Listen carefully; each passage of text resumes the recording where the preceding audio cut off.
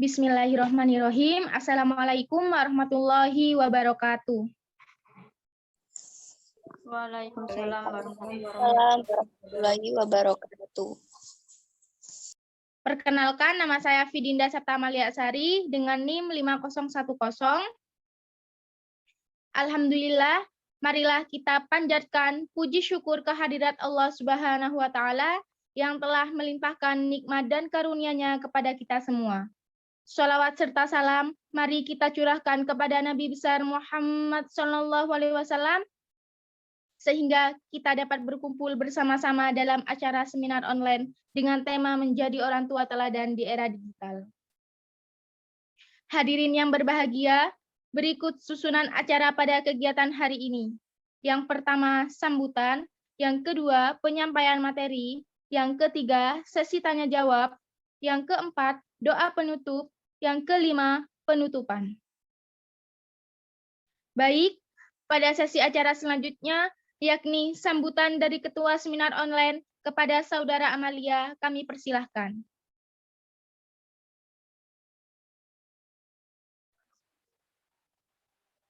Assalamualaikum warahmatullahi wabarakatuh. Waalaikumsalam warahmatullahi wabarakatuh. Selamat pagi dan salam sejahtera untuk kita semua. Para ibu dan hadirin sekalian yang saya hormati, marilah kita panjatkan puji syukur kepada Allah Subhanahu wa Ta'ala atas nikmat dan hidayah yang diberikan kepada kita. Sehingga pada hari ini kita masih diberi kesehatan untuk dapat mengikuti seminar pada pagi ini. Sholawat serta salam semoga selalu tercurahkan bagi Nabi besar kita, Nabi Muhammad SAW, beserta keluarga, sahabat, dan para pengikutnya hingga akhir zaman. Selamat datang kami ucapkan kepada seluruh peserta seminar yang hadir di sini. Seminar kita hari ini mengambil topik tentang menjadi orang tua teladan di era digital. Dalam seminar ini, nantinya kita akan membahas mengenai tips pelatihan kreativitas anak. Selain itu, kita juga akan membahas mengenai cara-cara efektif mendidik anak dan masih banyak lagi. Hadirin yang berbahagia, sebelum kita mulai acara seminar, marilah kita, sebagai pembuka kita baca basmalah bersama-sama. Bismillahirrahmanirrahim.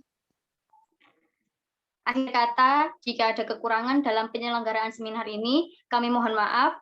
Selamat mengikuti seminar, semoga bermanfaat bagi kita semua. Wassalamualaikum warahmatullahi wabarakatuh. Waalaikumsalam warahmatullahi wabarakatuh. Baik, terima kasih. Hadirin yang berbahagia, sampailah kita pada acara pokok seminar online dengan tema menjadi orang tua teladan di era digital, yakni dengan materi pertama tentang bagaimana peran orang tua dalam membimbing anak di era digital yang akan disampaikan oleh Akmalia. Akmalia, kami persilahkan. Baik, terima kasih kepada moderator. Perkenalkan, nama saya Akmalia Nur Izabillah dengan NIM 200210205014. Di sini saya akan menjelaskan tentang sedikit apa sih itu era digital.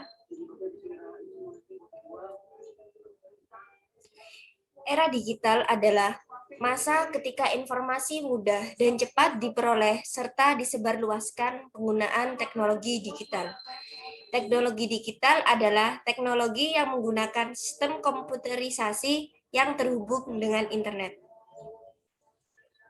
Penggunaan teknologi digital secara tepat akan sangat bermanfaat bagi penggunanya, tetapi jika digunakan secara berlebihan akan mempunyai resiko negatif. Di sini, bagaimana sih peran orang tua dalam membimbing anak di era digital? Dalam perkembangan digital, setiap orang tidak bisa terlepas dari yang namanya gadget, entah itu orang tua maupun anak-anak. Meskipun begitu, orang tua harus selalu mengawasi aktivitas yang dilakukan anak-anak, agar para anak-anak tidak terjerumus ke dalam pergaulan yang salah. Di tengah era digital ini, orang tua peran dalam mendidik anak berperan besar dalam membentukkan karakter anak. Meskipun setiap hari, bahkan setiap waktu, orang-orang tidak bisa terlepas dari gadget. Tetapi orang tua harus selalu mendisiplinkan anak dalam penggunaan gadget tersebut. Gunanya adalah anak supaya tidak kecanduan dan juga supaya bisa melatih aspek-aspek perkembangan lainnya.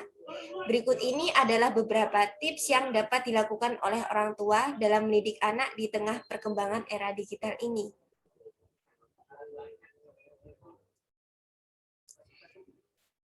Untuk lebih lanjut, nanti akan dijelaskan oleh pemateri-pemateri kita untuk selanjutnya. Terima kasih.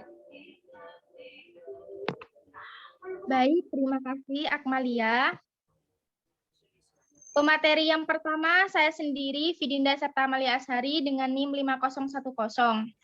Di sini saya akan menjelaskan pelatihan kreativitas anak melalui seni. Memperkenalkan anak-anak kepada seni memiliki banyak manfaat. Dengan mengajarkan anak untuk menyukai seni sejak kecil, salah satu manfaatnya adalah memiliki kemampuan untuk berpikir out of the box saat mereka dewasa.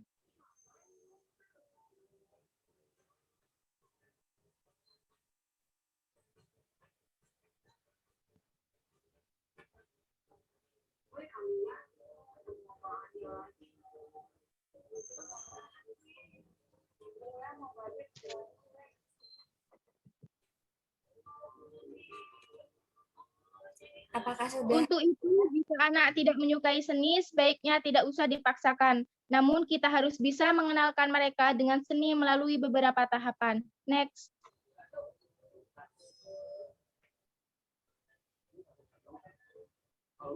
Cara pertama yang bisa dilakukan adalah dengan mengajak anak pergi ke museum atau ke tempat-tempat yang berhubungan dengan dunia seni. Selanjutnya, berikan dorongan kepada anak-anak untuk menggambar, misalnya berikan pujian kepada mereka agar minat mereka semakin besar. Kemudian yang terakhir adalah berikan supply dengan alat-alat kesenian yang banyak dan beragam, agar anak bisa memilih kegiatan seni yang tepat bagi mereka. Next.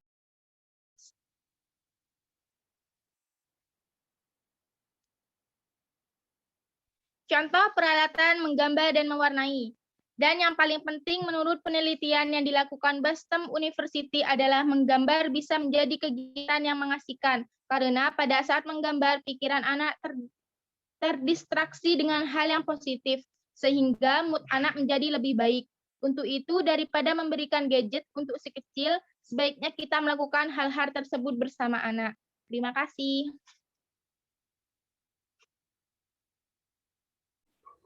Baik, selagi menunggu PPT untuk bisa ditampilkan, saya menjelaskan dulu ya secara lisan.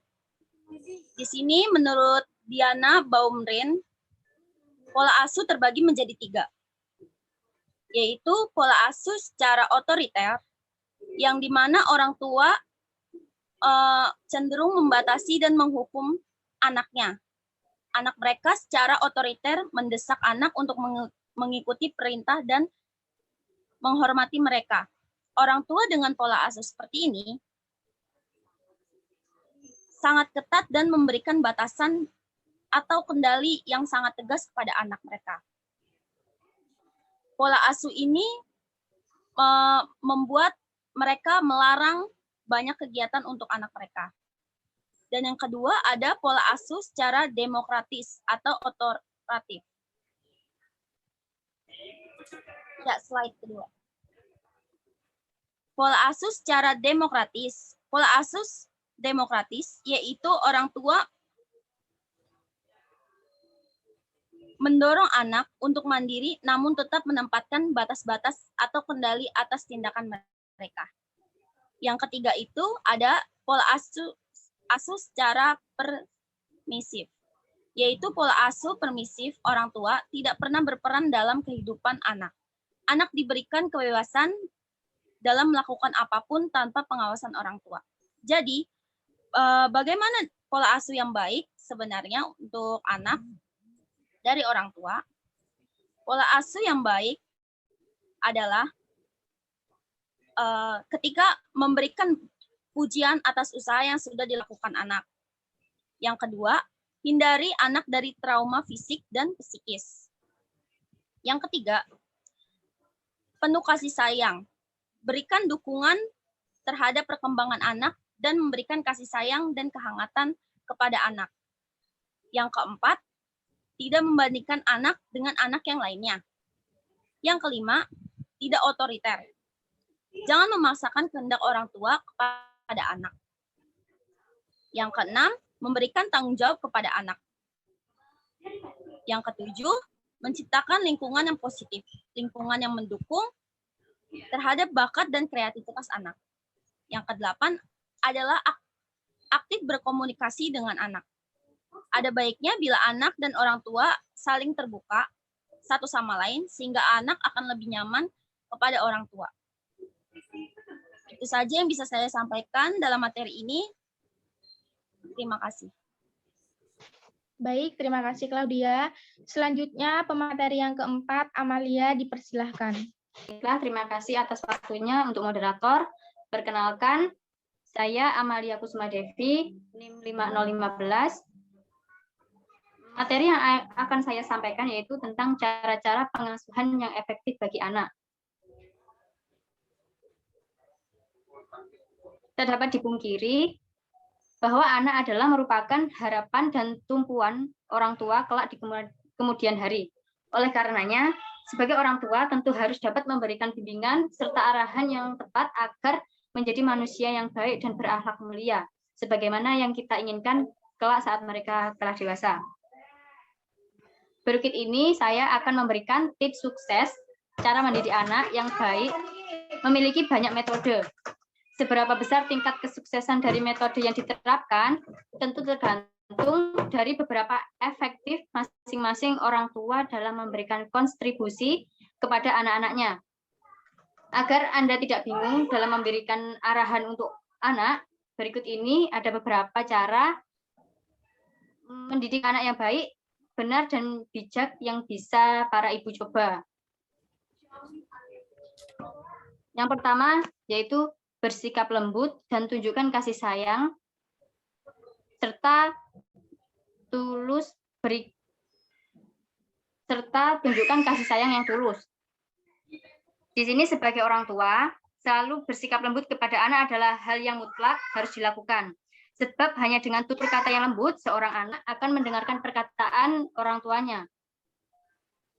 Selain dituntut untuk bersikap lembut kepada anak, orang tua juga selayaknya memberikan kasih sayang yang tulus dan utuh kepada anak. Salah satu contohnya adalah dengan mengatakan kepada anak bahwa kita sangat menyayangi mereka. Pelukan atau ciuman juga bisa menjadi penyemangat tersendiri bagi jiwa sang anak yang bisa para orang tua lakukan. Yang kedua, jadilah pendengar yang baik dan berikan dukungan.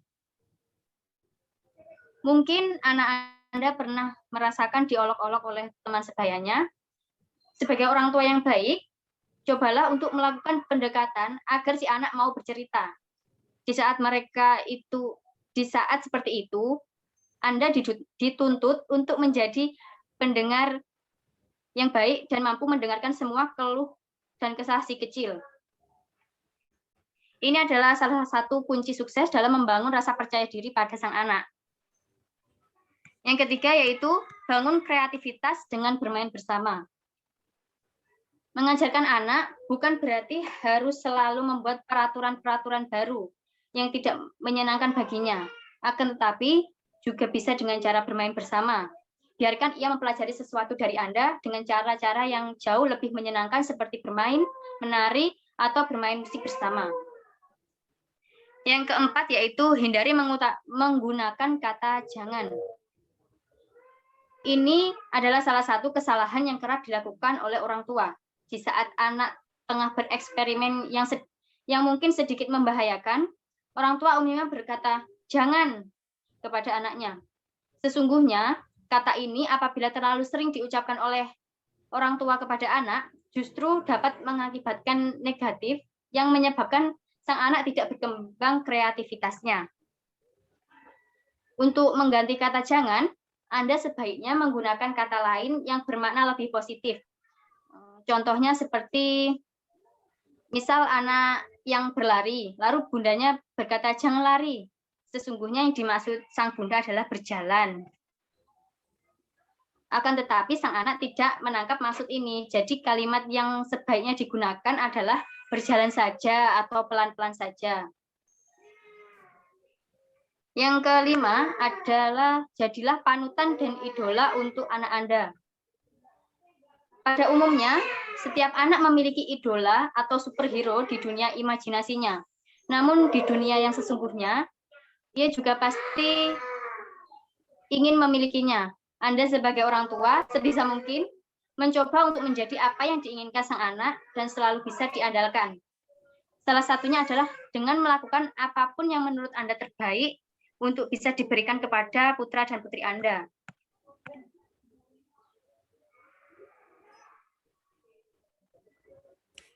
Yang selanjutnya yaitu berikan rasa nyaman. Tumbuhkanlah nyaman saat anak sedang bersama dengan Anda. Ajaklah untuk berdiskusi kecil di sela-sela kebersamaan. Agar anak merasa nyaman, sebaiknya jangan menjadi yang merasa paling tahu segalanya, sehingga membuat Anda terkesan mendominasi pembicaraan. Jadikan ia seperti seorang teman yang juga perlu untuk Anda dengarkan dengan baik dan penuh rasa simpati. Selanjutnya yaitu tumbuhkan sikap menghormati. Ajarkan ia untuk selalu menghormati siapapun orangnya, baik orang yang lebih tua maupun teman sebayanya. Hal ini penting untuk ditumbuhkan sejak usia dini karena di kemudian hari saat ia dewasa, ia dapat berlaku hormat kepada semua orang. Selanjutnya yaitu ajarkan rasa tanggung jawab dan meminta maaf. Ajarkan dan ingatkan anak Anda untuk selalu memiliki rasa tanggung jawab terhadap dirinya. Misalnya, jika telah tiba waktunya untuk sekolah, ia harus berangkat sekolah. Jika ia bertanya, mengapa harus demikian? Berikan alasannya yang bisa dipahami olehnya. Lalu untuk meminta maaf atas sebuah kesalahan atau tindakan yang mulia dan kesatria. Ajarkan anak Anda untuk mau meminta maaf untuk kesalahan yang mungkin ia lakukan terhadap teman sebayanya, agar ia menyadari bahwa perbuatan yang dilakukannya adalah tindakan yang kurang terpuji. Selanjutnya yaitu jangan ditakut-takuti dan jangan dibohongi. Orang tua biasanya cenderung mengambil jalan pintas yang mudah, sehingga selain berbohong, orang tua juga biasanya kerap menakut-nakuti anak agar anaknya mau menurut dengan segera. Ini adalah perilaku orang tua yang keliru, sebab selain bisa menjadi semacam trauma saat ia dewasa, hal ini juga mengakibatkan anak menjadi tidak mandiri sehingga dapat mengurung kreativitasnya. Lalu jangan sering dibohongi. Sama halnya dengan ditakut-takuti, anak yang kerap dibohongi saat masih kecil akan menjadi terbiasa dengan kebohongan-kebohongan yang ditanamkan oleh orang tuanya. Saat nanti ia sudah besar, tentu ia akan menganggap berbohong adalah hal yang wajar untuk dilakukan karena semua orang termasuk orang tuanya juga melakukannya. Lalu jangan berkata keras dan mengancam. Banyak orang, bila anak itu tidak beda seperti kertas putih yang kosong, baik atau tidaknya anak juga tergantung dari yang diajarkan orang tua kepadanya. Oleh sebab itu, cobalah untuk sebisa mungkin menghindari perkataan yang keras, mengancam atau bahkan meneriaki anak. Apabila perilaku anak mungkin terkesan nakal atau bandel, cobalah untuk menahan emosi Anda dan katakan dengan lembut serta bijaksana. Dan yang terakhir yaitu ajarkan keterbukaan pada anak. Di saat Anda memiliki waktu luang bersama sang buah hati, ajaklah berbicara dan cobalah untuk mencari tahu mengenai kesehariannya. Apa saja yang ia lakukan, apa yang membuat ia senang, apa yang membuatnya sedih, atau bahkan yang membuatnya bersemangat. Dengan terbukanya sang anak, Anda juga bisa mencari celah untuk dapat mengetahui sifat sang anak sekaligus menjadi inspirasi bagi orang tua.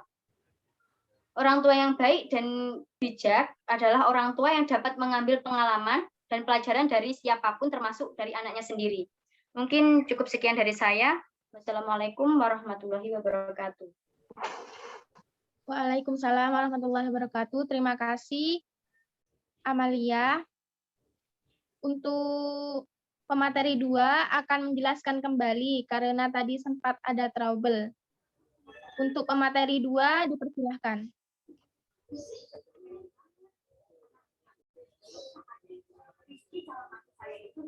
Apakah PPT-nya sudah terlihat? Ya, sudah terlihat. Baik, mohon maaf tadi karena ada trouble di laptopnya. Di sini saya akan menjelaskan kembali mengenai membuat jadwal kegiatan anak. Perkenalkan lagi, saya Akmali Andri Zabilah dengan NIM 20021020505014. Anak-anak di usia prasekolah membutuhkan struktur dalam kegiatannya sehari-hari. Di masa belajar dari rumah seperti sekarang, mungkin mereka akan bingung dengan perubahan rutinitasnya. Peran orang tua sangat penting agar anak tidak mudah merasa bosan dan bingung harus melakukan kegiatan apa selama di rumah. Misalnya saja dengan membuat jadwal kegiatan. Dengan adanya jadwal kegiatan ini, sangat membantu orang tua, khususnya ibu, untuk menyusun prioritas dan pembagian waktu yang tepat. Ibu pun jadi punya waktu untuk me time di sela-sela waktu bekerja dan menyelesaikan segala urusan rumah tangga. Menurut Elaine Komau, dalam bukunya The Creator of Easy Daisies, jadwal harian magnetik untuk anak usia 3-12 tahun terdapat 5 alasan, antara lain yaitu dapat meningkatkan kemampuan, menghilangkan pengurangan anak, mengembangkan disiplin diri dan tanggung jawab, membangun keyakinan dan kemerdekaan, dan membuat anak lebih bahagia. Adapun beberapa manfaat jadwal kegiatan bagi anak.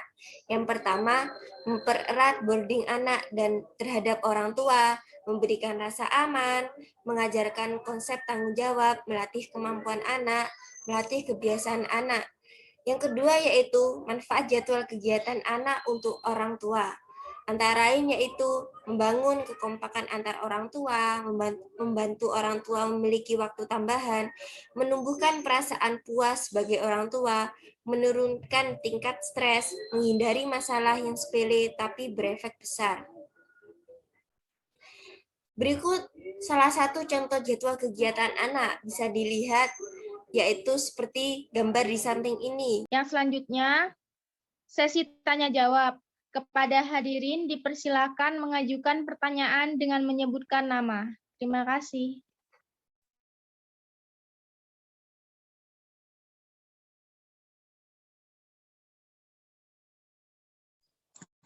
Assalamualaikum, permisi izin bertanya. Perkenalkan, nama saya Solehatun Nufus. Di sini saya mau bertanya, apakah ada pengaruh yang terjadi jika kita sebagai orang tua tidak menerapkan pola asuh yang baik kepada anak? Itu saja pertanyaan dari saya. Assalamualaikum warahmatullahi wabarakatuh. Waalaikumsalam warahmatullahi wabarakatuh. Baik, terima kasih. Silahkan pemateri yang ingin menjawab pertanyaan dari Mbak Nufus. Terima kasih. Ya, saya di sini Claudia Clementina akan menjawab pertanyaan dari Mbak Solehatun Nufus. Pertanyaannya adalah, apakah ada pengaruh yang terjadi jika kita sebagai orang tua tidak menerapkan pola asuh yang baik kepada anak? Jadi, pola asuh orang tua merupakan pola asuh yang diterapkan terhadap anak dan bersifat relatif konsisten dari waktu ke waktu. Seorang anak ibarat cerminan dari orang tuanya. Anak yang diasuh dengan pola asuh yang baik, maka anak akan tumbuh menjadi pribadi yang baik.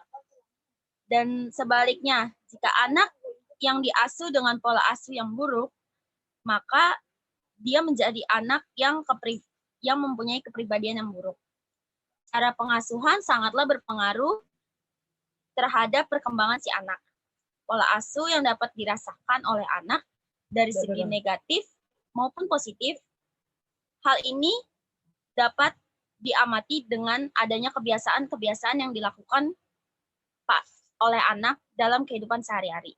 Sebut saja dengan berbicara, cara bergaul, cara bermain, dan dengan teman sebayanya. Ada juga pola asuh yang baik dengan cara selalu mengekspresikan kasih, sayang, memeluk, mencium, memberi pujian, melatih emosi, dan melakukan pengontrolan pada anak akan berakibat anak merasa diperhatikan dan akan menjadi lebih percaya diri. Sehingga hal ini dapat membentuk kepribadian anak yang lebih baik. Hal ini akan sangat berpengaruh terhadap perkembangan anak sejak dini, yang meliputi perkembangan personal sosial, bahasa, motorik halus, dan motorik kasar. Itu yang dapat saya sampaikan untuk jawabannya. Bagaimana? Baik, terima kasih atas jawabannya Mbak Claudia. Ya, sama-sama. Ya, baik. Terima kasih Mbak Claudia. Silahkan pemateri, silahkan audien yang ingin bertanya lagi. Saya izin bertanya. Ya, baik.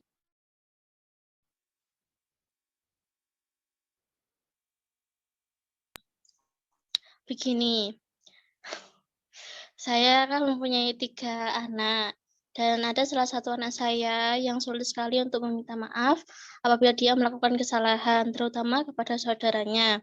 Kadang tangan saja yang salaman, tetapi untuk mengucap kata maaf sulit sekali. Tapi dia langsung menangis kalau merasa bersalah. Bagaimana cara membiasakan anak untuk bilang maaf? Ya, baik. Silahkan pemateri yang ingin menjawab pertanyaan dari Mbak Faikotul.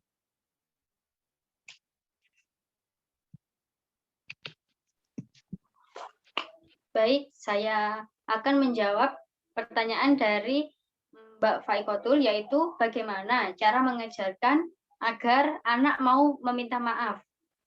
Ada beberapa tahap, yaitu yang pertama, jika anak Anda tidak mau meminta maaf, jangan dipaksa. Tunggu emosi anak itu mereda terdahulu. Yang kedua, ajak anak untuk berbicara. Tanyakan apa yang ia rasakan, dengarkan oleh kita, dan tarik semua emosi yang negatif itu keluar. Belajar pahami perasaan apa yang membuat ia marah dan tidak mau meminta maaf tanpa membantahnya. Cukup kita itu mendengarkan dengan hati. Selanjutnya yaitu setelah anak tenang, baru kita masuk pelan-pelan, yaitu pesan moral kepadanya. Mengapa ia harus minta maaf? Misalnya gini, Kak, Dedek sakit loh, kakak pukul. Kalau kakak dipukul, sakit enggak? Ajak anak untuk berempati dan menukar posisinya dengan anak lain yang ia sakiti. Yaitu yang selanjutnya, ajak anak berbicara tanpa menyalahkan anak. Kita pakai metode diskusi. Setelah selesai, jangan lupa kita peluk anak dan ajak anak meminta maaf setelah mendapatkan pengertian dari kita tadi. Bagaimana, Saudari Faikotul? Sudah, terima kasih atas jawabannya, Mbak Amelia. Ya, sama-sama. Saya kembalikan ke moderator. Ya, baik.